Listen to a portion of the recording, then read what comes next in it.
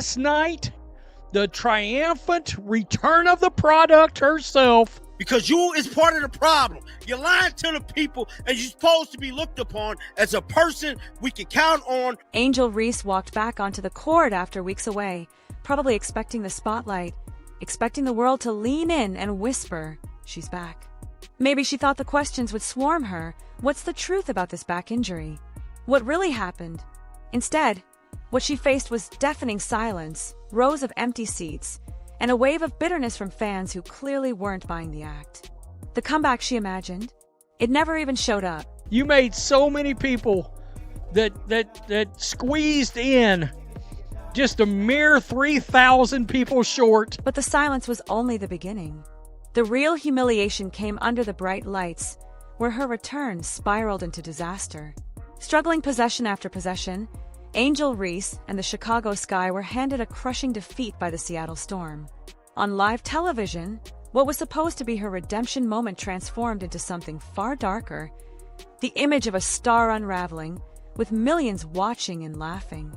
And yet, the most brutal part was still to come. Angel Reese is the most blocked player in the WNBA. Here's where things take a jaw-dropping turn. Just a few months back, Angel Reese loudly declared that she was the reason a Fever game had sold out, that every single fan packed into that arena came only to see her. And sure, the seats were full that night, but the truth? The hype had nothing to do with Reese at all. Those tickets were dirt cheap, so cheap that practically anyone could snag one. But in her world, reality never seemed to matter until it did. Me a few pictures, and most sections seemed to be filled. It wasn't a sellout, but there was supposedly over 19,000 people in attendance.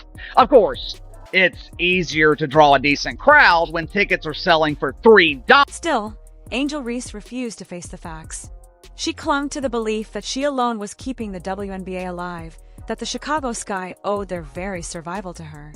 So when she walked into the matchup against the Seattle Storm, she carried herself with absolute arrogance, acting as if the league revolved around her name.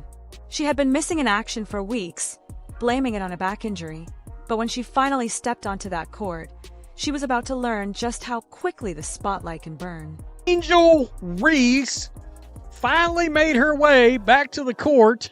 In her mind, Angel Reese must have pictured an electric homecoming, the roar of the crowd, fans waving signs, the queen finally taking her throne. But the scene that greeted her shattered that fantasy in seconds. Instead of a wall of cheers, only 6,724 fans bothered to show up. Not boos, not applause, just a hollow crowd that spoke louder than any chant ever could. And that number carried a message she couldn't ignore. Only 6,724 fans showed up to the Wintrust Arena. Yeah, it holds about 9,500 fans, so we're talking roughly 3,000 fans away. Let's break down the math, because the numbers sting. Wintrust Arena can seat 9,500 fans. Do the quick calculation, that leaves more than 2,700 seats sitting painfully empty. That's not a sellout. That's not even close. In fact, those aren't the stats of a star, they're the stats of a midweek bowling league turnout. And the harsh reality, no spin, no excuse, no Instagram caption could hide just how bad that looked. Said, I'm so happy to be back, playing the game that I love.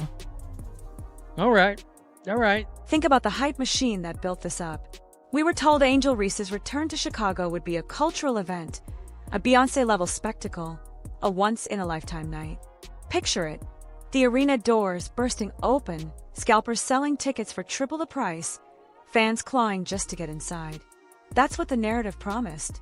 But when reality finally arrived, it slammed harder than a rookie hitting the hardwood. And the crash echoed far beyond Chicago. It was literally only 3,000 fans away from being... Instead of the promised sellout frenzy, Angel Reese's return looked like a half-empty pep rally in a forgotten high school gym. The double-double queen had promised to put Chicago on the map, but she couldn't even fill a medium-sized arena. Meanwhile, Caitlin Clark's preseason games carried more fire, more energy, and more electricity than this so-called marquee moment. Imagine being marketed as the it girl of the WNBA, only to discover fans needed a Groupon code just to show up. The real question is, why did they abandon her? The answer lies in her vanishing act. Honesty, she has gotten better at shooting. Here's the pattern that fans are sick of. Every time Angel Reese's hype starts to dip, or whenever her team begins to lose, she pulls her most predictable move, disappearing.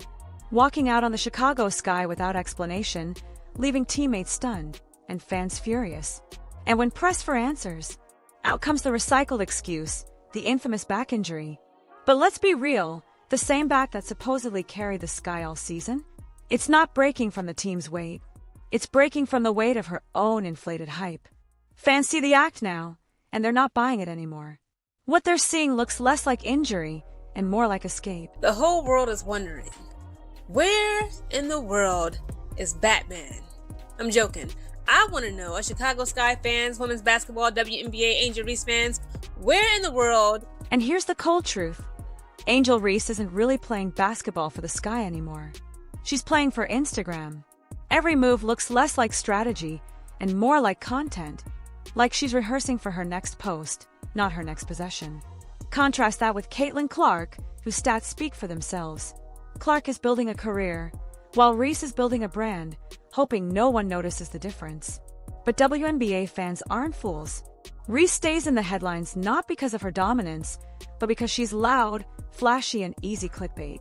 That's why the anger boiled over when Caitlin Clark mysteriously vanished from the Fever's lineup.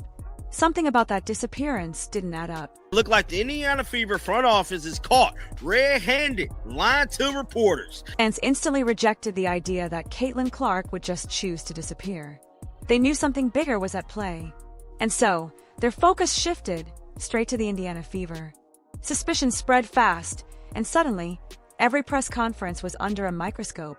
Officials claimed Clark was dealing with an injury and couldn't play in several games. But here's the problem. To the fans, it all reeked of a cover-up. And once trust is broken, the questions only get louder. It looked like more footage has been released as to the Indiana Fever actually exposing.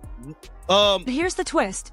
Fans caught the front office red-handed, fumbling with Caitlin Clark's injury reports like they were rewriting the worst soap opera ever made. First, they claimed her injury happened on August 7th. So what did fans do? They went back, rewatched every second of that game, and what they saw lit a fire of outrage. Caitlin was walking perfectly fine, swinging a designer bag, strutting like she was headed for a fashion runway, not a doctor's office. Yet the Fever insisted she was injured that very day. The whole timeline reeked of cover-up, and fans knew it. For them, this wasn't about an injury anymore, it was about betrayal.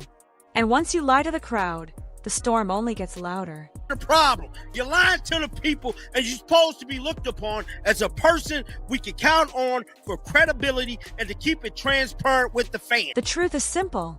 Fans absolutely adore Caitlin Clark, and they make no secret about it. She's the only reason they even show up. Without her, Wintrust Arena transforms into a ghost town that feels more like a high school gym than a professional stage. That's why they demand her presence, not cheap excuses. And this is where the slap in the face hits Angel Reese. Every time fans said they came for Clark, Reese spun the story, claiming they were there for her. But the reality was brutal. In the one game Clark sat out while Reese suited up, fans didn't even bother coming. Her disappearing act wasn't fooling anyone anymore. It was officially driving them away. She's experiencing a back injury. Her back is literally hurting. And is it because that she is tired of carrying the weight of the Chicago Sky on her back? Here's the heart of the problem. True leaders own their failures. Caitlin Clark has shown that over and over again. Angel Reese, she's the opposite. She dodges accountability like it's a full court press, shrugging, rolling her eyes, pointing fingers at everyone else. Yet somehow, the Sky handed her the keys to the franchise. And what did she do? She crashed it head-on into the ditch. Fans don't want passengers. They want a driver. But Reese refuses to even sit behind the wheel. Still, she actually believed her own hype so much that in the middle of her disappearing act, she dreamed of launching her own shoe line, one she thought would rival Michael Jordan's Air Jordans. Here that she expects to sell shoes in a way that Michael Jordan did. Yes, you heard that right.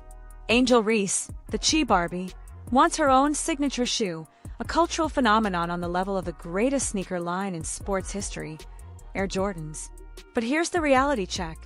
To have a shoe that sells like Jordans, you need 3 things: undeniable star power, global influence, and a fan base willing to line up for hours just to wear your name. Without those, the dream isn't just ambitious, it's delusional. And Reese was about to find out why the gap between fantasy and reality is wider than she ever imagined. Angel Reese chasing Michael Jordan's shoe dream. Because here's the truth. Angel Reese can't even get her own team's arena to hit 75% capacity. Forget about selling iconic sneakers. She's closer to stacking discount flip-flops on the shelves at Walgreens than sparking a sneaker revolution. The numbers don't lie, and neither do the empty seats. When the arena won't fill for you, why would anyone line up for your shoes? I actually made a comment about these. Quote, just like how they wear Jordans everywhere, I want people to wear the Angel Reese ones everywhere and to just be a household name. And let's be clear, this isn't even shade. It's just facts.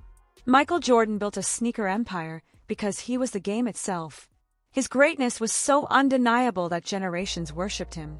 Angel Reese, by comparison, built her brand on flashy Instagram captions and a tough girl persona that fans are already getting tired of.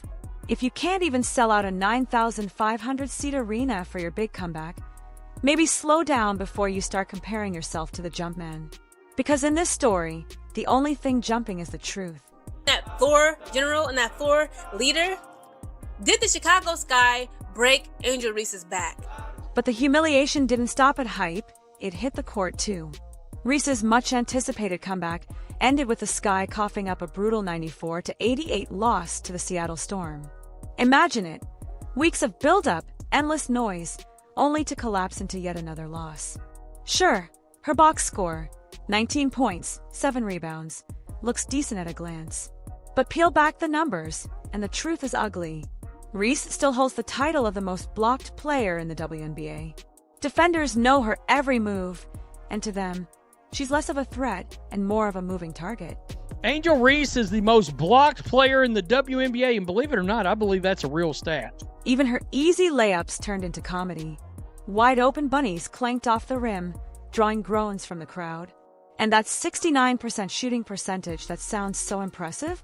Strip it down and you'll see. It came from simple putbacks that should have been automatic. Highlight reel material. Maybe for her opponents, not for her. The myth of dominance was crumbling in real time. Now try to make a layup. Good luck with the layups. And here's the kicker. Her inflated confidence made it all worse. Reese strutted onto the court like she was already cemented in the Hall of Fame, while in reality, she was stacking bricks on the backboard. Every shrug, every eye roll, every smirk at teammates screamed bad attitude instead of professionalism. To the fans, it wasn't swagger anymore, it was arrogance. And arrogance without results is the fastest way to lose an audience. Trademarked that yet, Bricklayer Barbie? I don't know. But the damage went beyond her own image. It infected the team. Camila Cardoso, who had been thriving and finding her rhythm in Reese's absence, suddenly looked muted the moment Reese returned. Cardoso's numbers dipped instantly, like a switch had been flipped. Reese's presence didn't lift her teammates, it dragged them down. And when your comeback makes your team worse instead of better, that's not leadership, it's sabotage. And the fans knew it. If I'm Cardoso, I'm wanting out of Chicago. I'm getting the hell out of Chicago. So let's set the record straight. Angel Reese isn't the unstoppable force she sells herself as. She's a stat paddler with glaring weaknesses. Yes, she racks up rebounds and puts points on the board, but don't forget, she's also the most blocked player in the WNBA. That means her highlight reels double as her opponent's best moments. The Bayou Barbie hype has collapsed into something else entirely, Bricklayer Barbie, a self-made brand louder than her actual game. Meanwhile, Caitlin Clark continues to win games, break records, and win hearts. And that's why fans are asking, how much longer will the league keep pretending Reese belongs in the same conversation?